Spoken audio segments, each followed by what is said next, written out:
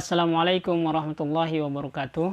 Alhamdulillah, saudaraku sekalian dimanapun Anda berada, ada hal yang penting yang harus kita ketahui sebagai seorang mukmin adalah bagaimana kemudian kita mengetahui ciri-ciri mukmin itu sendiri. Ya, ciri-ciri mukmin itu sendiri menurut Al-Quran. Allah Subhanahu wa Ta'ala telah menjelaskan di dalam banyak ayat tentang ciri-ciri orang yang beriman.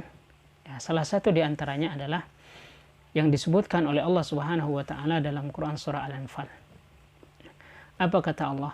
Allah Subhanahu wa Ta'ala mengatakan, "Innamal mu'minuna alladhina idza dzukirallah wajilat qulubuhum wa idza tuliyat 'alaihim ayatuhu zadatuhum imana."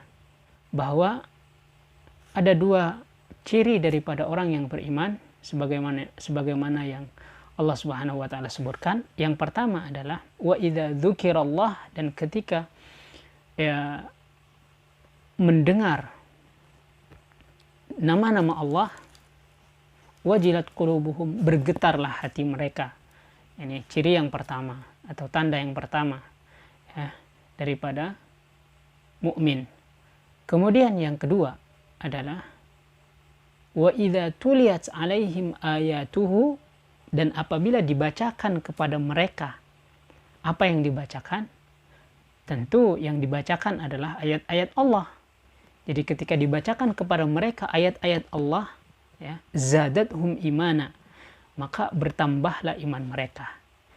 Jadi ciri seorang mukmin yang pertama adalah ketika mendengar nama-nama Allah, maka hatinya bergetar karena khasyah, karena khauf, takut kepada Allah Subhanahu wa Ta'ala. Takut kepada Allah tentu tidak menjadikan seorang yang beriman itu lari dari Allah. Tapi ketika seorang mukmin takut kepada Allah, tentu mereka akan justru mendekat kepada Allah Subhanahu wa Ta'ala. Beda misalnya ketika kita takut tentang sesuatu yang membahayakan, maka kita menghindarinya. Tapi kalau takut kepada Allah,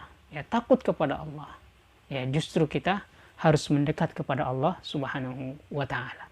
Yang kedua adalah wa idza tuliyat 'alaihim ayatuh, dan ketika ayat-ayat Allah dibacakan kepada mereka, izdada, akan bertambah. Apa yang bertambah?